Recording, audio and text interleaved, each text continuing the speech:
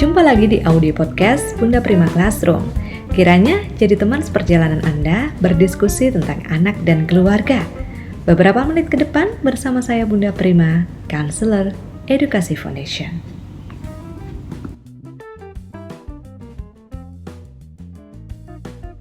Oke, kita sampai di bagian yang ketiga. Apa yang bisa dilakukan orang tua ataupun guru untuk mengatasi anak-anak yang mengatakan sesuatu yang tidak benar atau berbohong.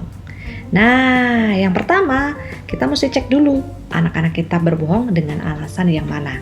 Kalau alasan ini adalah untuk mencari perhatian, misalnya mengarang sesuatu yang dilebih-lebihkan, misalnya tadi aku mencetak gol 10 kali. Atau tadi aku makan soto 50 mangkok loh. Nah, kalau memang sesuatu yang berlebihan sekali tidak mungkin terjadi, maka kita tidak perlu memberi perhatian. Ya, karena mereka mau mencari perhatian, kalau kita perhatikan, kita tanya-tanya, maka mereka semakin menjadi-jadi tuh, semakin dikukuhkan, diteguhkan perilaku itu. Jadi jangan diperhatikan.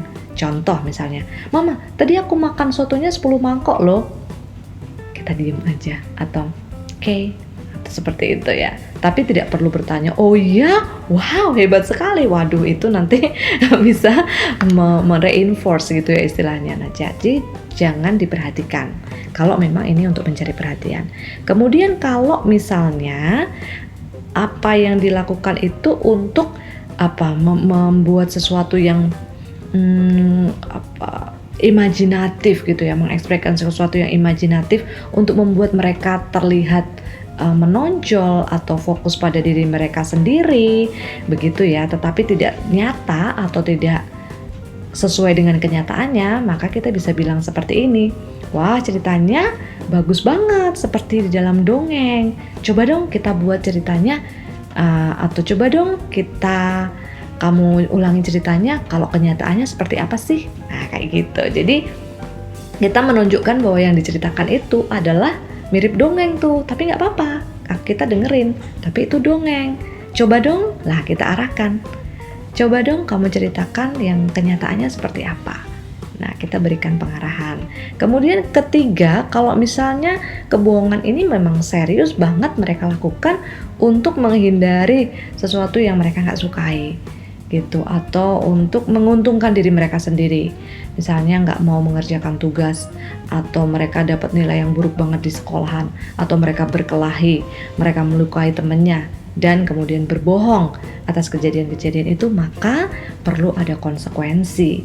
Kita perlu mengatakan pada anak-anak bahwa di rumah kita tidak ada kebohongan. Ketika ada yang berbohong, mengatakan yang tidak benar, dan kemudian meralatnya dengan penyesalan, maka kita semua menerimanya, tetapi konsekuensi tetap ada. Nah, itu di pelajaran yang lain ya, nanti bisa dicari tentang pelajaran konsekuensi. Tapi kalau memang ini serius, maka dia harus ada konsekuensinya, supaya dia tahu bahwa serius sekali apa yang dilakukan itu sesuatu yang keliru.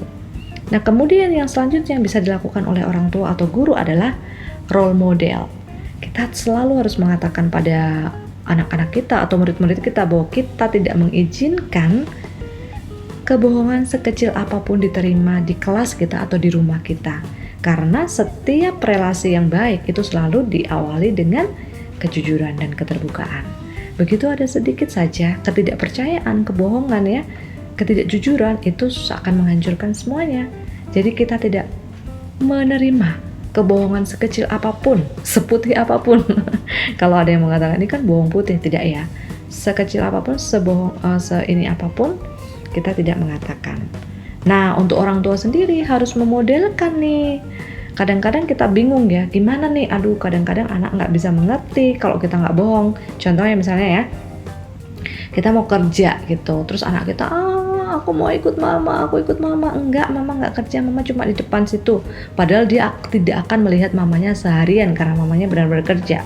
Nah, itu dia akan merasa bahwa, oh, kebohongan diterima nih di rumah ini. Maka jangan dilakukan. Tapi kita bisa mengatakan dengan bijaksana. Contohnya misalnya, "Mama, aku mau ikut, aku nggak mau mama pergi, aku mau mama di rumah aja." "Oke, mama memang ada di rumah, mau menemani kamu, nanti mama akan kerja tapi ya." Nah, jadi kita bisa lakukan dengan bijaksana. Nantinya kapan itu kan bisa kapan-kapan, tapi kita mengatakan bahwa sekarang mama temenin kamu, tapi nanti yang adalah sebentar lagi mama harus pergi. Nah, seperti itu. Kemudian ada lagi nih apa yang dilakukan orang tua dan guru, yaitu mengajarkan kepada mereka bahwa mengatakan kebenaran itu harus selalu menjadi yang terutama. Kebenaran itu akan membuka jalan terang ke depan, tetapi kalau kebohongan itu menutup semua pintu gitu, bahkan menyebabkan masalah baru. Nah, prinsip ini harus kita terus ajarkan di rumah ataupun di sekolah ya kepada anak-anak kita. Kemudian yang selanjutnya kita bisa menggunakan list kebenaran. Contoh misalnya dia mengatakan sesuatu yang tidak benar, misalnya aku tadi dapat nilai 10 di sekolah, tapi kita baru ditelepon sama gurunya, Bu, anaknya sudah 10 kali tidak mengerjakan PR misalnya.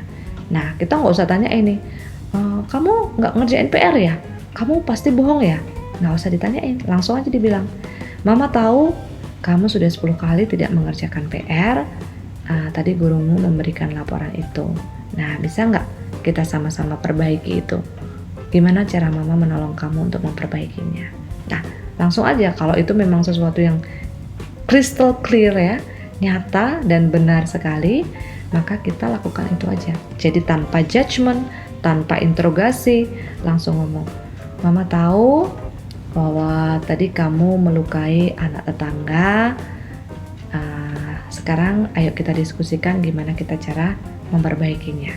Nah, seperti itu. Dan kemudian kita juga bisa menggunakan preamble method atau metode pembukaan. Nah, metode pembukaan ini bagus banget untuk anak-anak kita. Metode pembukaan ini adalah metode yang menyatakan bahwa kita menerima ketidaksempurnaan mereka. Dan itu kita dikatakan di awal sebelum kita mengeksplor lebih lanjut. Belibet banget nih. Mengeksplor lebih lanjut apa yang terjadi pada mereka sehingga mereka berbohong. Contohnya seperti ini. Mama pengen mendengar hal yang benar dari yang kamu katakan atau kamu lakukan, meskipun nanti mungkin Mama akan mendengar sesuatu yang tidak seperti Mama harapkan. Tetapi kamu harus tahu bahwa apapun yang kamu lakukan, Mama menerima ketidaksempurnaan. Kita akan perbaiki sama-sama. Tapi sangat baik sekali atau yang paling benar adalah ketika kamu mengatakan yang sebenar-benarnya. Lalu kita peluk dia. Oke, Mama siap mendengar, kamu boleh bicara.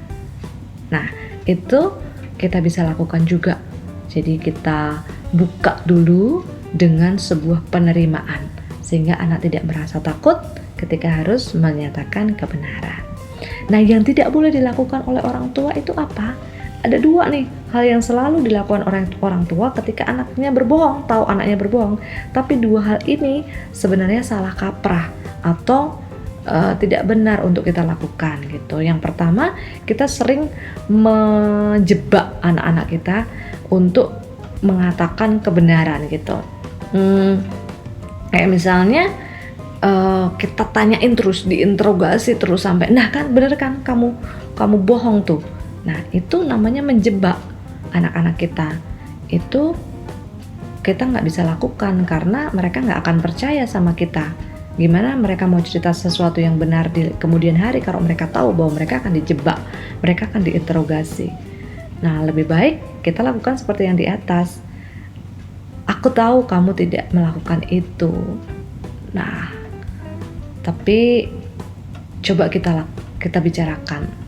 Apa sih yang membuat kamu tidak melakukannya? Misalnya kita suruh ya, ayo tadi bersihin, nanti kamu yang bersihin kamar mandi ya. Lalu kita tanya, udah belum? Udah mah. Nah, padahal kita tahu banget nih belum. Ya kita bilang aja, aku tahu kamu belum melakukannya. Tapi kita diskusikan sama-sama ya, daripada kita mau interogasi mereka. Nah, yang kedua, kita tidak bisa memberikan label anak kita pembohong. Oh, kamu ini pembohong ya. Sekali aja kita memberikan label, maka itu akan melekat kepada dia dalam waktu yang sangat lama dan akan susah sekali mengurainya kembali. Jadi jangan sekali-kali memberikan label negatif kepada anak-anak kita. Nah, itulah beberapa cara yang bisa kita pikirkan, kita pilih, kita pertimbangkan. Tidak harus sama, tidak harus persis, sesuai dengan konteks masing-masing, tetapi bisa kita lakukan dengan bijaksana untuk menolong anak-anak kita secara esensial ya. Yang pertama, untuk selalu mengatakan hal-hal yang benar. Saya Bunda Prima. Bye. God bless you.